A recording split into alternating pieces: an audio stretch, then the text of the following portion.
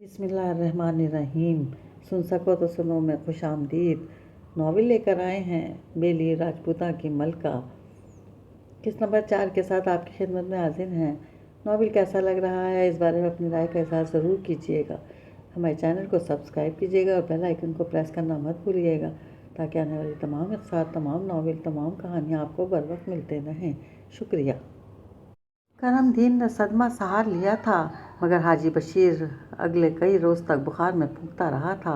گاؤں والے اس کی عیادت کے لیے آتے تو اپنے ہمراہ کئی نئی دوسری کہانیاں دوسروں کو سنانے کے لیے لے کر پلٹتے۔ کوئی کہتا ان کے دیکھتے ہی دیکھتے قبر شق ہوئی اور اندر سے وہ بھوت نکلا۔ اس کا قد 10 فٹ تھا۔ اس نے منتر پھونک کر حاجی بشیر کو بے بس کر دیا۔ انہیں چیت کر کے وہ خوفناک کہکے لگاتا آسمان پہ اڑتا چلا گیا۔ اس کی آنکھیں اور منہ سے لہو بہہ رہا تھا۔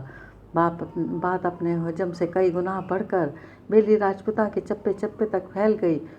حاجی بشیر کو اس کی بیوی بچوں نے مولوی سے کئی بار دم کروایا تب وہ جا کر سنبھلا، لیکن پھر گاؤں والوں نے پرانے قبرستان کے قریب سے گزرنا بھی چھوڑ دیا۔ جو بات پہلے لوگ دبی دبی زبان سے کہتے تھے اب اس کا ثبوت بھی انہیں مل چکا تھا۔ اس نے بالکنی کی جانب کھلنے والے دروازے کو دھکیلا۔ لکڑی کے دونوں پٹ چڑچڑاہٹ کے ساتھ کھلتے چلے گئے۔ چمکیلی تیز دھوپ اس سے لپٹنے لگی۔ وہ ماتھے پر ہاتھ کا چھجا بنائے پلکیں سکوڑ کر ادھر ادھر کا جائزہ لیتی باہر بالکنی میں آ گئی۔ بیلی راجپوتہ پہ جاتی سرما کی چمکیلی دھوپ اتری تھی۔ بالکنی سے دور دور تک پھیلا گاؤں دکھائی دے رہا تھا۔ ایسے منڈیر پر ترچھی بیٹھی زرد دیوار سے سر ٹکائے وہ کسی مصور کا خوبصورت پورٹریٹ لگ رہی تھی۔ چہرہ اب بھی برف سا تھا، بالکل بے تاثر، اور بھوری آنکھوں میں چمکیلی دھوپ کا عکس اتر آیا تھا۔ بال اکٹھے کر کے گردن کی جانب آگے کو ڈال دیے تھے۔ وہ بہت خاموشی سے دور پھیلے کھیتوں کو دیکھ رہی تھی۔ تبھی ملازمہ روپوتی اس کے چاندی کی تشتری میں تازہ پھلوں کے رس سے بھرا گلاس لے آئی۔ وہ گلاس تھامے گھونٹ گھونٹ رس پیتی رہی۔ نگاہیں دور کھیتوں پر تھیں۔ جانے کس نے جادو ٹونا کر دیا اس حویلی پہ۔ اس کو خاموش پا کر روپوتی وہیں دیوار سے ٹیک لگائے کھڑی کہنے لگی، چند ماہ پہلے کی ہی تو بات ہے جب چھوٹے ٹھاکر آپ کو لے کر پہلی دفعہ حویلی آئے تھے۔ کتنا جشن منایا تھا، کیسا چراغاں کیا تھا بڑے ٹھاکر نے۔ پورا گاؤں سج گیا تھا۔ کتنی دعوتیں کی تھی ٹھاکروں نے، پر ہائے بھگوان، بس ایک دن کے لیے آپ امرتسر گئیں اور پیچھے سے مہمان خانے میں آگ لگ گئی۔ چھوٹے ٹھاکر کی تو لاش پہچانی بھی نہیں جا رہی تھی، بس انگوٹھی اور گھڑی سے پہچانا، ورنہ چہرہ تو بالکل ہی۔ شیکھر صبح اس مہمان خانے میں کیوں گیا تھا؟ اس کی بات کاٹ کر مایا نے پوچھا۔ وہ ابھی تک باہر دیکھ رہی تھی۔ مجھے کسی نے سوال کا تسلی بخش جواب نہیں دیا۔ مجھے تو علم بھی نہیں تھا کہ وہ ادھر گئے ہیں۔ جانے کس وقت گئے تھے؟ میں نے تو انہیں شام میں آخری بار دیکھا تھا، کچے راستے پہ۔ کچا راستہ؟ کون سا کچا راستہ؟ مایا نے گردن پھیر کر استعجاب سے اسے دیکھا۔ یہ معلومات اس کے لیے نئی تھیں۔ وہ جو مسلمانوں کے پرانے قبرستان کی طرف جاتا ہے، وہ والا راستہ میم صاحب۔ مسلمانوں کے پرانے قبرستان کی طرف؟ مایا نے حیرت سے دہرایا۔ شیکھر کا مسلمانوں کے قبرستان میں کیا کام تھا؟ بھگوان جانے میم صاحب، میں نے تو آخری دفعہ انہیں ادھر ہی دیکھا تھا جب میں اپنی موسی کے گھر سے واپس آ رہی تھی۔ کیسے اتنی اچانک سے ہو گیا یہ سب کچھ؟ مایا زیر لب بڑبڑائی۔ میں بس ایک روز کے لیے امرتسر گئی اور واپس آئی تو شیکھر کی چتا تیار رکھی تھی۔ مجھے تو کسی نے اس کا چہرہ بھی نہیں دیکھنے دیا۔ بس ایک روز میں اتنا کچھ جیسے موت اس کے تعاقب میں بیٹھی تھی۔ مایا کو بے اختیار یاد آ گیا وہ دن جب وہ پہلی دفعہ حویلی میں آئی تھی۔ روشنی اور دیوں سے چراغاں کیا گیا تھا۔ پوری حویلی کسی دلہن کی طرح سجی ہوئی تھی۔ جب وہ اور شیکھر اپنی مورس سے اترے تو ٹھاکر رگھو ناتھ ان کے استقبال کے لیے دروازے پہ کھڑے تھے۔ مایا ڈارلنگ، یہ میرے تایا ٹھاکر رگھو ناتھ ہیں۔ میری تائی کا کئی برس ہوئے انتقال ہو چکا ہے۔ ان کا ایک ہی بیٹا ہے گوپال، جو کہ اس کا تعارف کراتے کراتے شیکھر نے رک کر سوالیہ نگاہوں سے ٹھاکر رگھو ناتھ کا چہرہ دیکھا، جنہوں نے جلدی سے وضاحت کی، وہ دوستوں کے ساتھ شکار پہ نکلا ہے، صبح تک آ جائے گا۔ اوکے، بہرحال مایا ڈیئر، تایا ہی میری کل فیملی ہیں۔ انہوں نے مجھے ماں اور باپ دونوں بن کر پالا ہے، اور رات کو اپنے کمرے میں اس کے قریب بیڈ پر بیٹھے شیکھر نے اسے بتایا تھا، یہ خبیث بڈھا شروع سے ہی میری جائیداد کے پیچھے ہے، اور اس کا وہ کمینہ بیٹا، ان دونوں کا بس چلے تو شیکھر کو گولی مار کر اس کی ساری پراپرٹی ہتھیا لیں۔ اور مایا نے جھٹ سے اس کے لبوں پر ہاتھ رکھ دیا، اور شیکھر نے وہ ہاتھ اپنے دونوں ہاتھوں میں لے لیا تھا۔ اس نے سر جھکا کر اپنے ہاتھوں کو دیکھا۔ روپوتی ابھی تک اس کے سر پر سوار کچھ کہے جا رہی تھی۔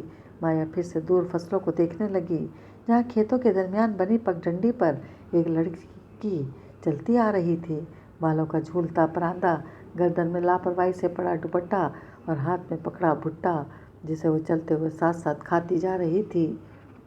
پگڈنڈی سے اتر کر اب وہ حویلی کے سامنے والے راستے سے گزر رہی تھی۔ فاصلہ کم ہونے کے باعث مایا اس کا چہرہ بغیر کسی وقت دقت کے دیکھ سکتی تھی۔ گندمی رنگت، پھیکے نقوش، مغروض سی بڑی بڑی آنکھیں، وہ بلا شبہ بہت خوبصورت تھی، اتنی جتنی پنجاب کے کسی گاؤں کی کوئی الہڑ مٹیار ہو سکتی تھی۔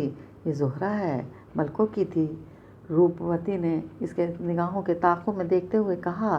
سارے گاؤں میں اس جیسی سندر لڑکی کوئی نہیں ہے۔ وہ بلا ارادہ اس لڑکی کو دیکھے گئی۔ وہ خوبصورت بھی تھی اور کم سن بھی، تقریباً 17-18 برس کی۔ اب وہ لاپرواہی سے بھٹا کھاتی حویلی کے بالکل قریب سے گزر رہی تھی۔ دفعتاً کچی سڑک پر سے دھواں اڑاتی جیپ راستہ بدل کر اس کے سامنے آئی۔ لڑکی ہڑبڑا کر پیچھے ہوئی۔ جیپ رک چکی تھی، اس میں 4 افراد بیٹھے تھے۔ ڈرائیونگ سیٹ پر بیٹھے شخص کو وہ جیپ کی کھلی چھت کے باعث بخوبی پہچان گئی تھی۔ وہ ٹھاکر رگھوناتھ کا بیٹا گوپال تھا، شیکھر کا تایا زاد۔ راستہ کیوں روکا ہے؟ لڑکی بھٹا ایک طرف پھینک کر ماتھے پر تیوری ڈال غصے سے پوچھ رہی تھی۔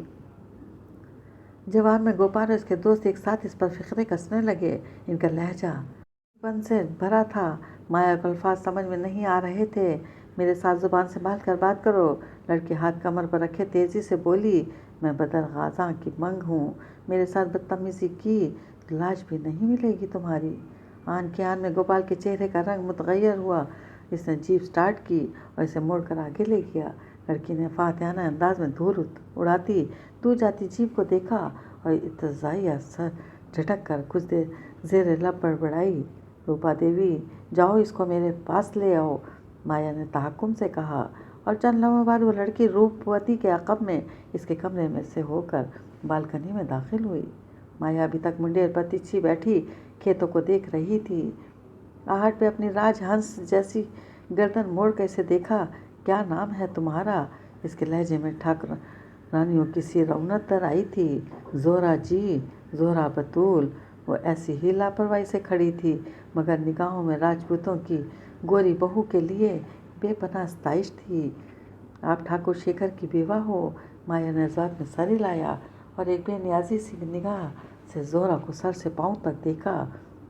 بڑا افسوس ہوا جی، ٹھاکر شیکھر کی موت کا کچھ پتہ چلا؟ آگ کیسے لگی تھی؟ زہرہ منہ زور اور نڈر ہونے کے ساتھ پر اعتماد بھی تھی۔ تم بتاؤ، آگ کیسے لگی تھی؟ تمہیں کچھ پتہ چلا؟ مایا خاموشی سے اس کی بات سننے کے بعد ٹھنڈے لہجے میں بولی۔ میں؟ جی وہ پتہ نہیں جی۔ پٹر پٹر بولنے والی زہرہ گڑبڑا کر خاموش ہو گئی۔ منڈیر پر بیٹھی اس مہارانی کے سامنے بولنا اب اسے قدرے مشکل لگ رہا تھا۔ یہ گوپال تم سے کیا کہہ رہا تھا؟ وہی بے تاثر دلچسپی اور تجسس سے خالی لہجہ۔ کہنا وہنا کیا ہے جی؟ زہرہ کے ہونٹ ماتھے پر بل پڑ گئے۔ جہاں اکیلی لڑکی دیکھی کتوں کی طرح بھونکنے آ جاتے ہیں ٹھاکروں کے لڑکے۔ روپوتی نے گھبرا کر زہرہ کو دیکھا۔ وہ ٹھاکروں کی حویلی میں ہی شروع ہو چکی تھی، تو خود کتوں کو خاموش کرانے کا گر کہاں سے سیکھا اس اکیلی لڑکی نے؟ اس کا لہجہ ابھی تک کسی بھی قسم کے جذبات سے عاری تھا۔ میں نے بھی کہہ دیا کہ میری طرف آنکھ اٹھا کر بھی نہ دیکھنا، میں بدر غازاں کی منگ ہوں۔ بس بدر کے نام سے تو جان جاتی ہے ٹھاکروں کے لڑکوں کی۔ اس کے لہجے میں فخر تھا۔ ہوں۔ مایا گہری سانس بھر کر گردن موڑے پھر سے کھیتوں کو دیکھنے لگی، جیسے پیچھے موجود ان 2 نفوس سے اسے کوئی دلچسپی نہ ہو۔ میں جاؤں جی؟ مایا نے گردن پھیرے بغیر ہاں کہہ دیا تو زہرہ چلی گئی۔ جاتے سمے وہ کچھ کنفیوز سی تھی، شاید اسے سمجھ میں نہیں آ رہا تھا کہ ٹھاکرانی نے اسے کیوں بلایا تھا۔ اس کے جانے کے کتنی ہی دیر بعد गोपाल की जीप हवेली के खुले गेट से अंदर दाखिल हुई। वो अभी तक मुंडेर पर बैठी खेतों को देख रही थी। गोपाल को देखकर इसे चंद रोज पुरानी वो शाम याद आ गई जब वो इसे पहली दफ़ा हवेली में मिली थी। ये इसका पहली राजपूता में दूसरा रोज़ था। वो शेखर के साथ बरामदे में बैठी शाम की चाय पी रही थी। इसने एक ऊंचे लंबे 30-35 बरस के शख्स को जीप से निकलकर सामने कमरों की जानिब जाते देखा। इसकी चाल में वहाँ से लड़खड़ाहट थी जैसे वो नशे में हो। ये कौन है? माया ने शेखर का हाथ हिलाया। वो बैठा कोई फाइल देख रहा था। मुतवज्जा करने पर गर्दन मोड़ कर एक नज़र पीछे देखा। My cousin Gopal Raj. Shekhar sir झटकते हुए फिर से फाइल की जानिब मुतवज्जा हो गया। शायद नशे में है। माया ने चाय की प्याली मेज़ पर रख दी। गोपाल अब अंदर जा चुका था। इसने अगर शेखर को देखा भी था तो मिलने की या बात करने की सही नहीं की थी। माया घूट भरती इस तनाव को महसूस करती रही जो शेखर और ताया रघुनाथ के दरमियान हमेशा से मौजूद था। माया शाम के सर्द हवा का तेज़ झोंका आया तो चौंकी और मुंडेर से उठ खड़ी हुई। अंधेरा फैलने लगा था। सूरज जाने कब का डूब चुका था। वो साड़ी का पल्लू हाथ से संभाले अंदर की जानिब बढ़ गई। चाची बावर्ची खाने में बैठी सब्जी काट रही थी। ज़हरा इधर उधर से इसे आवाज़ें देती बावर्ची खाने के दरवाजे तक आई। चाची, बदर कहाँ है? कल से शहर गया हुआ है। क्यों, खैरियत मेरी धी? चाची हाथ रोक कर पूछने लगी। ज़हरा को मुखातिब करते हुए इसके लहजे में प्यार सिमट आता था। खैरियत नहीं है। वो न रूठी सी धप से चौकी खींचकर इसके साथ आन बैठी। किसी ने कुछ कह दिया क्या? ना, ये ठाकुरों के लड़कों का मसला क्या है? वो कच्ची सब्जी उठाकर खाने लगी। चाची ने छुरी रख दी। किसी ने कुछ कहा है तुझे? आहो, ठाकुर गोपाल है ना, इसने अपनी मोटर से मेरा रास्ता रोका। फिर चाची परेशान हो गई। मैंने भी बदर के नाम की धमकी दे दी। ऐसे भागा कि बस। वो मज़ा लेकर खिलखिलाई। फिर किसी ख्याल के तहत पूछने लगी, वैसे बदर कब आएगा? बताओ तो सही। इसे वो खुद ही निमट लेगा। पागल मत बन ज़हरा। गोपाल दुबक गया। बस इतना ठीक है। अब बदर को ना बताना मेरी धी। तुझे इसके गुस्से का पता है। खामखा बात बढ़ेगी। पर चाची, बदर एक दफ़ा इसकी तबीयत तो ठीक करे ना। वो मिनमिनाई। अरे झल्ली, हर बात घर के मर्दों को बताने की नहीं होती वरना खून खराबा हो जाएगा। और तुझे कितनी दफ़ा कहा है यूँ अकेली ना लूर लूर फिरा कर। अब तो बड़ी हो गई है, ख्याल किया कर। चाची ने डपट दिया। अच्छा, वो खफासी हो गई। फिर एकदम जोश से बोली, तूने ठाकुर शेखर की गोरी मेम देखी है?